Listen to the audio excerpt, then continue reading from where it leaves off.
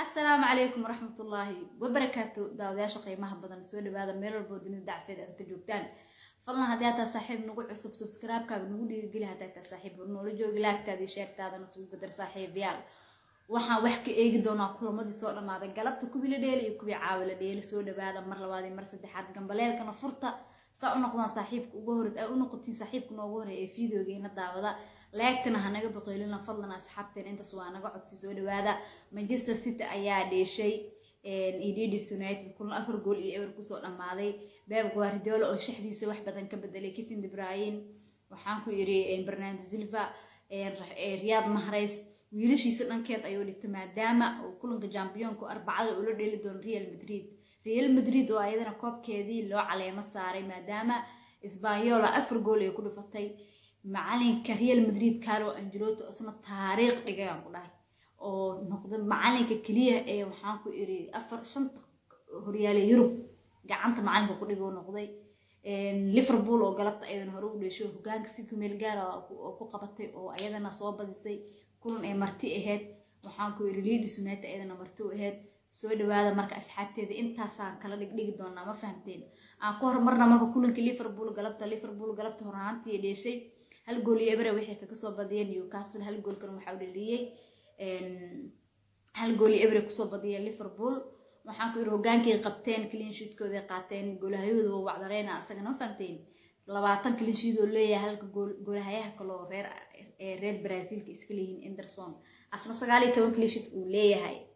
markii Liverpool hal gool ay ku badisay reer Manchester City oo dhan gambar ay ku fadhiyeen hal gool markii kooxdaada ay mucaaradka ku tahay uu leeyahay asleeda gool kale uu imaan karaa laakiin Liverpool waa koox aad iyo aad difaaceedu u fiican yahay halkii gool ayay ku soo badisay ayadoo marti ah Newcastle ina u tagtid hal gool kaga soo badisay wax fudud ma ah wallahi ina beedin sheegeen Newcastle Nuno Gimenez ma arkin miya waa la dhisay markay form fiican way ku jirtay. Liverpool 3 dhibcood ayaa qaadatay hore idinku ugu sheegay Manchester City iyo Liverpool waa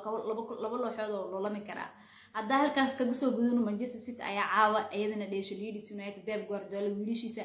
boqolkiiba 10 keed ayuu geliyay ciyaarta 12 daqiiqo markay mareysay Rodrigo ayaa gool dhaliyay waxaan ku iri markaas loo soo laabtay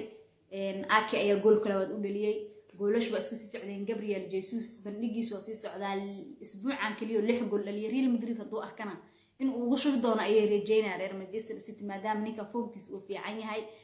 gabagabadiina ciyaarta waxa soo gabagabeeyay Master Basso ayaa soo gabagabeeyay Fernandinho legendka weyn ayaa soo gabagabay City hogaankeeda waa ay ku soo laabatay anna waa badinay taageerta Manchester City waxay la taagantahay Guardiola iyo wiilashiisa marka waxay taagan yihiin horyaalkan hogaankiisa hadii la taabto waa burureena anaga 4 gool dhiibayna ay taagan yihiin. waxaa u maleysaa macalinka Liverpool Jurgen Klopp iyo Pep Guardiola inay is-challenge gareynayaan maadaama uu Jurgen Klopp maanta shaxdiisa line up koowaad oo xoogaa bench ka dhigay Mohamed Salah oo kaleeto Arnold oo kaleeto markuu bench ka dhigay saaxiibkay basana waa aragteen Mahrez waxaan ku dhahay Bernardo Silva KDR Kevin De Bruyne intaas wuxuu geliyay asna ciyaartooydiisa qaybta labaad ayuu soo saftay marka laba kooxood absolutely waaye Liverpool iyo Manchester City inay wada tartamaan waa wax aad u fiican waa because Liverpool horyaalkii xaraarad u tahay Liverpool ilaahay ma bano waayaba marka Manchester City 3 dhibcood waa ay soo qaadatay hogaanka ila dib u qabatay hal dhibic ay ku heesaa goolasha hal dhibic laga sareeyay Manchester City 3 gool ay 4 gool ay caawa soo dhaliyeen wixii taagin waa badinayna koobkan waa qaadayna mid kale Allah idin gaarsiiyo arbacadana waraa jiri doono Real Madrid oo champions soo noqotay Manchester City ayaa food isdari doona halkaas hadda uga soo baxno Manchester City iyo Liverpool oo wada loolamay waxaana geesin qalcadda Santiago Bernabeu nagay Real Madrid oo maanta 4 gool iyo eber aso ku garaacday kooxdii Barcelona isku xaafada ay ahaayeen magaceedu muxuu ahaa kooxda Barcelona isku xaafada ay ahaayeen 4 gool ku garaacday macalinka oo Real Madrid waxa leeyahay taariikh u dhigay maadaama oo shanta kooxood laga dheelo 5 qaaradood oo horyaalada laga 5 horyaal qaarada Yurub koobabkooda horyaalka Premier League oo qaaday Chelsea oo qaaday La Liga la qaaday waxa la qaaday koobka Talyaaniga la qaaday Bundesliga iyo Serie A إليج وان كب أنت سوق هذا اللي تاريخ يودي قال لي هاي ريال أيضا قلبت عيارتو وين سيستي بنزيما إفنيسيس جينير إيوه حسوال اسكنا سيستي جلسي أرسنال يهدين دبيدولي دون هدو إلهي إنما جلسي أيضا ولقدا وان اللي إيبينا تاجيرا مانشستر يونايتد نينها اللي قدو يا لي هاي marka Pep Guardiola balantu uu ka qaaday taageerayaashu uu fi wuxuu aniga Liverpool koox ay ku aaminay malahan ana lixda kulmo oo dhiman waa badinaa oo dhahay marka balantu naga qaaday uu noo ifiyay 3 dhibcood kaliya sheed form fiican waxaan ku dhahay ninkii Gabriel Jesus ahaa 6 gooraysa 6 gool oo dhaliyay absolutely